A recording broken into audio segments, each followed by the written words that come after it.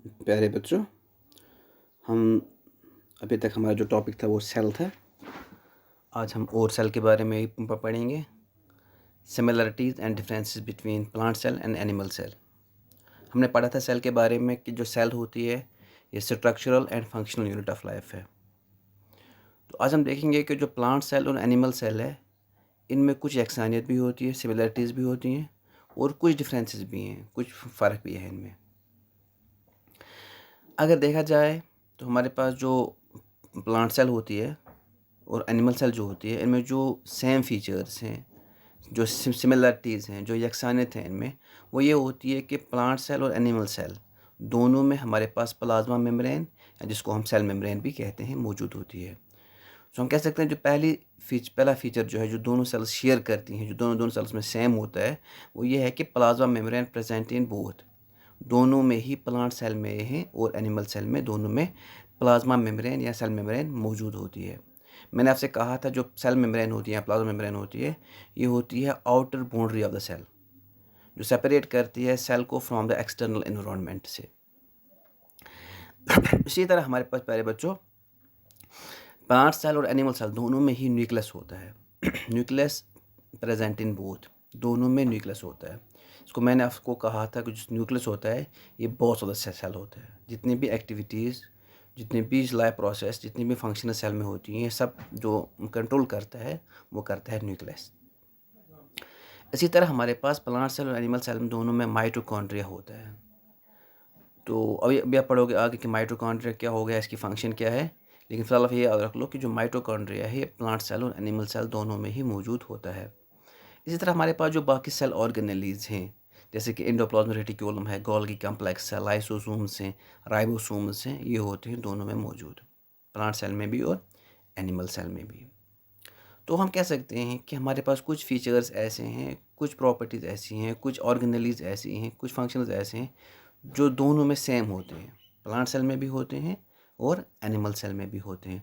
जिन्हें मैंने पहले कहा था प्लांट सेल एनिमल सेल दोनों में प्लाज्मा मेम्ब्रेन होती है या सेल मेम्ब्रेन होती है। और हम ये कहते हैं कि हमारे पास दोनों में प्लांट सेल और एनिमल सेल दोनों में न्यूक्लियस होता है, माइटोकॉन्ड्रिया होता है और जो बाकी सेल ऑर्गेनेलीज हैं जिनमें मेनली हमारे पास एंडोप्लाज्मिक रेटिक्यूलम है, गोल्गी कॉम्प्लेक्स है, लाइसोसोम्स हैं या राइबोसोम्स हैं, ये दोनों में ही मौजूद होते हैं। अब हम ये देखेंगे कि हमारे पास प्लांट सेल और एनिमल सेल में डिफरेंसेस क्या है, इनमें क्या क्या फ़र्क है। देखो प्यारे बच्चों, मैंने लास्ट क्लास में भी कहा था आपको कि हमारे पास जो प्लांट सेल्स होती हैं, प्लांट सेल्स रिजिड होती हैं, हार्ड होती हैं। इसकी वजह होती है कि उनमें हमारे पास सेल वॉल होता है। प्लांट सेल जो होती है उनमें सेल वॉल होता है, लेकिन जो एनिमल सेल्स होती हैं उनमें सेल वॉल एब्सेंट होता है, सेल वॉल उनमें मौजूद नहीं होता है, सेल वॉल इज़ लीकिंग। तो we can say that the first difference between the plant cell and animal cell is that cell wall is lacking. इनमें सेल वॉल मौजूद नहीं होती है, जबकि हमारे पास जो प्लांट सेल्स होती हैं इनमें रिजिड सेल वॉल मौजूद होती है। और मैंने आपसे ये भी कहा था कि जो सेल वॉल होती है it is formed of cellulose, ये सेल्यूलोज की बनी होती है। दूसरी जो डिफरेंस है प्लांट सेल और एनिमल सेल में, chloroplast are absent. Animal cells में क्लोरोप्लास्ट नहीं होता है। हमें पता है कि जो एनिमल सेल्स हैं ये फोटोसिंथेसिस नहीं करती हैं, जबकि जो प्लांट सेल्स होती हैं इनमें क्लोरोप्लास्ट मौजूद होता है, क्योंकि ये क्या इसी की मदद से क्या करते हैं, ये करते हैं फोटोसिंथेसिस। और हमारे पास हम वैक्यूल्स होते हैं। एनिमल सेल्स में मोस्टली अगर देखा जाए वैक्यूल्स एब्सेंट ही होते हैं। हाँ, अब अगर वैक्यूल्स मौजूद होंगे ये स्मॉलर इन साइज़ होते हैं, इनका साइज़ बहुत कम होता है। अगर प्लांट सेल्स की बात की जाए, प्लांट सेल्स में वैक्यूल्स होते हैं और इनका साइज़ बहुत ही बड़ा होता है। तो हम कह सकते हैं जो डिफरेंसेस हमारे पास हैं एनिमल सेल और प्लांट सेल में, जो मेन डिफरेंसेस हैं, जो मेजर डिफरेंसेस हैं, एक ये है कि हमारे पास एनिमल सेल्स में सेल वॉल इज़ लीकिंग और प्लांट सेल में जो होती है a rigid cell wall is present. Animal cells में क्लोरोप्लास्ट्स आर एब्सेंट। क्लोरोप्लास्ट हमारे पास एब्सेंट होते हैं एनिमल सेल्स में। प्लांट सेल्स की बात की जाए तो क्लोरोप्लास्ट आर प्रेजेंट, इनमें क्लोरोप्लास्ट मौजूद होते हैं।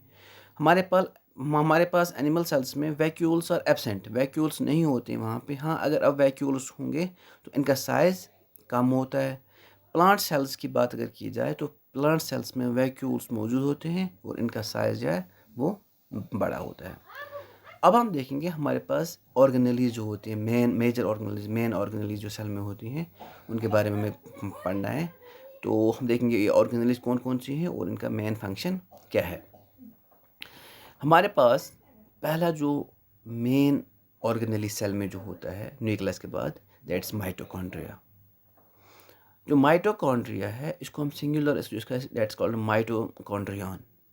इसको हम एक और नाम भी कहते हैं power houses of the cell. इसको हम power house of the cell कहते हैं। माइटोकॉन्ड्रिया जो होता है इसका जो मेन फंक्शन है, it perform the function of respiration.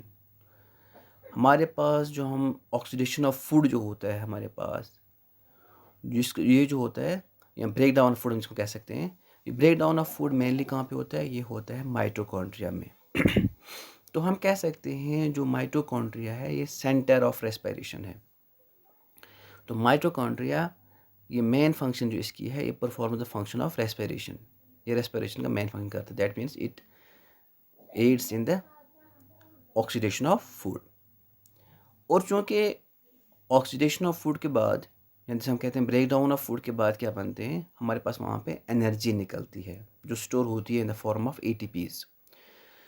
चूँकि यहाँ पे एनर्जी बनती है, जो एनर्जी बनाने के लिए कौन सा ऑर्गेनेली है हमारे पास, माइटोकॉन्ड्रिया है। माइटोकॉन्ड्रिया में ही रेस्पिरेशन होती है, रेस्पिरेशन के बाद हमारे पास एनर्जी रिलीज होती है, वो स्टोर होती है in the form of ATPs। और इसीलिए हम माइटोकॉन्ड्रिया को कहते हैं power house of the cell, power house of the cell. तो हम कह सकते हैं माइटोकॉन्ड्रिया जो है it is the centre of respiration, या it performs the function of respiration. और ये बनाता है, वहाँ से रिलीज निकल होते हैं एनर्जी जो स्टोर होती है in the form of ATPs। इसके बाद हमारे पास जो सेकेंड ऑर्गेनेली है, जो मेन ऑर्गेनेली है, लेकिन जो प्लांट सेल में ही मौजूद होता है, ये एनिमल सेल्स में एब्सेंट होता है, एनिमल सेल्स में ये मौजूद नहीं होता है। That is chloroplasts. क्लोरोप्लास्ट हमारे पास जो होते हैं ये एक ग्रीन पिगमेंट इनमें होता है, दैट्स कॉल्ड एज क्लोरोफिल। और ये मदद करते हैं फोटोसिंथेसिस में। हमें पता है जो प्लांट्स होते हैं, जो all green plants are autotrophs. जितने भी ग्रीन प्लांट्स होते हैं मोस्टली ये होते हैं ऑटोट्रॉप्स होते हैं। That means they manufacture their own food by themselves. और इनमें एक प्रोसेस होती है दैट्स कॉल्ड फोटोसिंथेसिस, जिसकी मदद से ये अपना फूड मैन्युफैक्चर करते हैं। लेकिन जो ये प्लांट्स होते हैं जब ये सनलाइट ट्रैप करते हैं, सनलाइट एब्जॉर्ब करते हैं by the help of a green pigment, that green pigment is called as chlorophyll. ये क्लोरोफिल जो होता है इसी की मदद से ये सनलाइट को एब्जॉर्ब करते हैं, या हम ये कह सकते हैं कि मदद देता है फोटोसिंथेसिस में। और जो ये क्लोरोफिल होता है हमारे पास क्लोरोप्लास्ट्स में। और जो क्लोरोप्लास्ट होते हैं, क्लोरोप्लास्ट सिर्फ किन में होते हैं, प्लांट सेल्स में होते हैं, एनिमल सेल्स में ये नहीं होते हैं। इसके बाद हमारे पास है एंडोप्लाज्मिक रेटिक्यूलम। एंडोप्लाज्मिक रेटिक्यूलम जो है ये एक नेटवर्क ऑफ मेम्ब्रेन्स है। इसमें बहुत सारी मेम्ब्रेन्स होती हैं इंटरलिंक्ड आपस में। और ये क्या करते हैं काम, ये करते हैं लार्जर सरफेस एरिया देते हैं for life functions to take place. जितनी भी लाइफ फंक्शंस होती हैं, जितनी भी सेल प्रोसेस होती हैं, वो होती हैं इन्हीं की इन सरफेसिस पे। और एक फंक्शन इसकी और है रेटिकुलम की, it's provides mechanical support to the cell. ये सेल को मैकेनिकल सपोर्ट देता है। इसके बाद हमारे पास गोल्गी कम्प्लेक्स है, जिसको हम गोल्गी एपरेट्स भी बोलते हैं। गोल्गी एपरेट्स जो है या गोल्गी कम्प्लेक्स जो है, ये क्या करता है काम, it collects and distributes the substances made in the cell, for example proteins, synthesis and secretion of many materials. Cell में जितने भी हमारे पास सिंथेसिस होती है, जितनी भी चीज़ें बनती हैं, जैसे कि प्रोटीन्स बनते हैं, इनको ये क्या करता है, कलेक्ट करता है और ये इनको डिस्ट्रीब्यूट करता है। और इसकी एक फंक्शन और भी है, it's one more function is that ये सिक्रीशन ऑफ मैनी मटेरियल्स करता है, सिक्रीट करता है बहुत सारी चीज़ें। इसके बाद हमारे पास है लाइसोसोम्स, जिनको हम कहते हैं सुसाइडल बैग्स भी। लाइसोसोम्स जो होते हैं they contain enzymes which help in breaking down और destroying the various materials usually toxic और अनवांटेड। हमारे पास सेल में लाइफ प्रोसेस के बाद, सेल फंक्शंस के बाद जो भी टॉक्सिक या अनवांटेड मटेरियल निकलते हैं, इनको डिस्ट्रॉय करता है लाइसोसोम। लाइसोसोम्स में हमारे पास हाइड्रोलिटिक एंजाइम्स होते हैं। और हाइड्रोलिटिक एंजाइम्स क्या करते हैं, ये इनको करते हैं ब्रेक डाउन, तोड़ देते हैं। तो इस तरह हम कह सकते हैं जो लाइसोसोम्स होते हैं they are also known as suicidal bags. इनको सुसाइडल बैग्स हम इसलिए कहते हैं कि इनमें हमारे पास हाइड्रोलिटिक एंजाइम्स होते हैं और कभी ये करते हैं ऑटोफैजी। मतलब सेल के ऑर्गेनेली ही को डिस्ट्रॉय कर देते हैं। तो हम कह सकते हैं कि हमारे पास जो लाइसोसोम्स हैं इनमें हमारे पास एंजाइम्स होते हैं और एंजाइम्स करते हैं ब्रेक डाउन या डिस्ट्रॉय करते हैं वेरियस मटेरियल्स, बहुत सारे मटेरियल्स को जो मोस्टली टॉक्सिक होते हैं या अनवांटेड होते हैं। इसके साथ ही हमारा ये जो लेसन था, हमारा जो चैप्टर था द सेल, ये हमने ख़त्म किया। लेकिन हम अब राउंड अप करेंगे, हम देखेंगे हमने क्या क्या इसमें लर्न किया। पहली बात जो हमने लर्न की इसमें, that is living things are made up of one और मोर सेल्स। जो लिविंग थिंग्स होते हैं, जो भी लिविंग ऑर्गेनिम्स होते हैं, ये बने होते हैं सेल्स के। या इनमें एक सेल होती है या इनमें एक से ज़्यादा सेल्स होती हैं। अगर हमारे पास कोई लिविंग ऑर्गेनिज्म या लिविंग थिंग बना होगा सिर्फ एक ही सेल का, इन्हें हम कहते हैं यूनिसेलुलर। और अगर ये बना होगा मैनी सेल्स का, then it's called multicellular. In unicellular organisms like the bacteria and amoeba, all life functions are performed by the single cell. हमारे पास जो यूनिसेलुलर ऑर्गेनिजम्स होते हैं जैसे कि बैक्टीरिया और एमोबा है, इनमें एक ही सेल में सभी लाइफ फंक्शंस होती हैं। मतलब इनमें एक्सक्रीशन भी होती है, डाइजेशन भी होती है, रेस्पिरेशन भी होती है, ये होती है, सब लाइफ फंक्शंस होती हैं, ये एक ही सेल में होती हैं। इसके बाद हम देखेंगे मल्टीसेलुलर की बात करेंगे। In multicellular organisms, the cells are specialized to perform certain functions, division of labor. मतलब मल्टीसेलुलर ऑर्गेनिज्म में हमारे पास रेस्पिरेशन के लिए अलग सेल होती हैं, हमारे पास हम एक्सक्रीशन के लिए अलग है, ऑर्गन अलग होते हैं इनके लिए, हमारे पास जो बाकी हमारे पास सर्कुलेशन के लिए अलग ऑर्गन्स होते हैं, नर्वस सिस्टम के लिए अलग सेल्स होती हैं, अलग ऑर्गन है। तो हम कह सकते हैं कि यहाँ पे हम डिवीजन ऑफ लेबर होता है, अलग अलग सेल्स को असाइन किया जाता है अलग अलग फंक्शन। तो हमारे पास ऑर्गेनिज्म जो होते हैं तो हम कह सकते हैं ये दो किस्म के होते हैं, एक को हम कहते हैं यूनिसेलुलर, दूसरे को हम कहते हैं मल्टीसेलुलर। मैंने कहा आपसे अभी कि जो यूनिसेलुलर होते हैं ये वो ऑर्गेनिजम्स होते हैं which are made up of a single cell, जिनमें सिर्फ एक ही सेल होती है और एक ही सेल में जितनी भी लाइफ फंक्शंस होती हैं वो इसमें परफॉर्म होती हैं। इसके बाद हमारे पास जो मल्टीसेलुलर होती हैं, they are formed of many cells. इनमें हमारे पास अलग अलग सेल्स को, अलग अलग ऑर्गन्स को एक स्पेशलाइज्ड फंक्शन असाइन किया जाता है। अब हमारे पास इसके बाद हमने ये पढ़ा इसमें कि हमारे पास जो सेल्स होती हैं इसकी मेनली 3 पार्ट्स होते हैं। एक इसकी जो बाहर वाली बाउंड्री होती है जिसको हम कहते हैं सेल मेम्ब्रेन, ये इसे करता है अलग, सेपरेट करता है साइटोप्लाज्म को फ्रॉम द एक्सटर्नल इन्वायरमेंट से। और जो हमारे पास within the cytoplasm is present the controlling centre of the cell, the nucleus. और इसमें हम जो हमारे पास जो साइटोप्लाज्म होता है इसमें एक और मेन हो, जिसको मैंने कहा था आपको, called the boss of the cell, और उससे हम कहते हैं न्यूक्लियस। ये इसी में होता है, साइटोप्लाज्म में होता है। तो जो 3 पार्ट्स हमारे पास हैं सेल के वो होते हैं सेल मेम्ब्रेन, साइटोप्लाज्म और न्यूक्लियस। सेल मेम्ब्रेन मैंने आपसे कहा था प्यारे बच्चों कि हमारे पास सेल मेम्ब्रेन होती है, it is the outer covering of the cell which separates the cell from the external environment. Number 2 मैंने कहा था साइटोप्लाज्म। साइटोप्लाज्म मैंने कहा था this is the portion of the cell which is between the nucleus and the cell membrane. Cell membrane और nucleus के दरमियान जो पोर्शन ऑफ सेल होता है जिसमें हमारे पास सेल ऑर्गेनेलीज होती हैं, तो उसे हम कहते हैं साइटोप्लाज्म, उसे हम साइटोप्लाज्म कहते हैं। और जो थर्ड मेजर या मेन हमारे पास सेल पार्ट है वो होता है न्यूक्लियस। और मैंने आपसे ये भी कहा था कि जो न्यूक्लियस होता है it contains a genetic material. एक जो बॉस ऑफ सेल है it controls all the activities, all the functions which takes place inside the cell, number 1।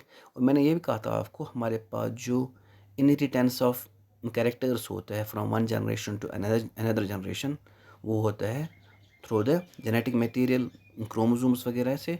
वो क्रोमोसोम्स होते हैं मौजूद हमारे पास न्यूक्लियस के अंदर ही। और मैंने कहा था जो सैप, जो फ्लूइड होता है हमारे पास न्यूक्लियस के अंदर, दैट्स कॉल्ड एज न्यूक्लियोप्लाज्म। तो कहने का मतलब यह है हमारे पास जो सेल होते हैं इसमें 3 मेन पार्ट्स होते हैं। इनमें होता है सेल मेम्ब्रेन, साइटोप्लाज्म और न्यूक्लियस। और हमने पढ़ा सेल में ही कि in addition to nucleus cell organelles such as the chloroplasts, mitochondria, endoplasmic reticulum, Golgi bodies, and vacuoles और प्रेजेंट इन द साइटोप्लाज्म। हमने ये भी पढ़ा कि न्यूक्लियस के अलावा हमारे पास सेल के अंदर जो साइटोप्लाज्म में मौजूद होता है वो होता है क्लोरोप्लास्ट होता है, माइटोकॉन्ड्रिया होता है, एंडोप्लाज्मिक रेटिकुलम होता है, गोल्गी बॉडीज़ होता है, वैक्यूल्स होते हैं। और मैंने आपको अभी कुछ देर पहले यही कहा कि इनके फंक्शंस क्या होते हैं। इसके बाद अगर देखा जाए, plant cells differ from animal cells in some respects. Plant cell में और एनिमल सेल में कुछ फ़र्क भी है। पहली फ़र्क मैंने आपसे कहा था कि जो सेल वॉल है और जो क्लोरोप्लास्ट होते हैं ये प्लांट सेल में होते हैं, लेकिन एनिमल सेल्स में नहीं होते हैं। मैंने आपको अभी एक और फंक्शन कहा था कि जो हमारे पास वैक्यूल्स होते हैं, वैक्यूल्स जनरली एनिमल सेल्स में एब्सेंट होते हैं। अब अगर मौजूद भी होंगे they are smaller in size, लेकिन वैक्यूल्स जो होते हैं वो प्रेजेंट होते हैं प्लांट सेल में, उनका साइज़ क्या होता है, लार्ज होता है। अब हमें पता है कि cells show great variation in their size and shapes. जो सेल्स होती हैं इनके साइज़ और इनकी शेप्स अलग अलग होती हैं। अगर आप देखोगे हमारे पास जो न्यूरॉन्स होते हैं, जो ब्रेन सेल्स होते हैं, ब्रेन सेल्स की, हार्ट सेल्स की, मसल सेल्स की, इनकी शेप्स बिल्कुल अलग अलग है, साइज़ भी अलग है। और इनकी shapes almost it is as per their function. जैसे इनकी फंक्शन होती है उसी के मुताबिक ही इनकी शेप भी बनी होती है। इसके बाद हमने ये पढ़ा कि हमारे पास जो सेल्स होती हैं, जो स्मॉलेस्ट सेल हमारे पास है दैट्स ऑफ द बैक्टीरियम, जिसका नाम है mycoplasma. Mycoplasma is the smallest cell, smallest cell, सबसे छोटी सेल। और जो सबसे बड़ी सेल है the largest cell is that of the ostrich egg. सबसे बड़ी सेल जो है वो ऑस्ट्रिच एग है। तो स्मॉलेस्ट सेल हमारे पास जो है दैट्स ऑफ द माइकोप्लाज्मा, और जो सबसे लार्जेस्ट सेल है वो है ऑस्ट्रिच एग। तो इसके साथ हमारा ये लेसन ख़त्म हो गया।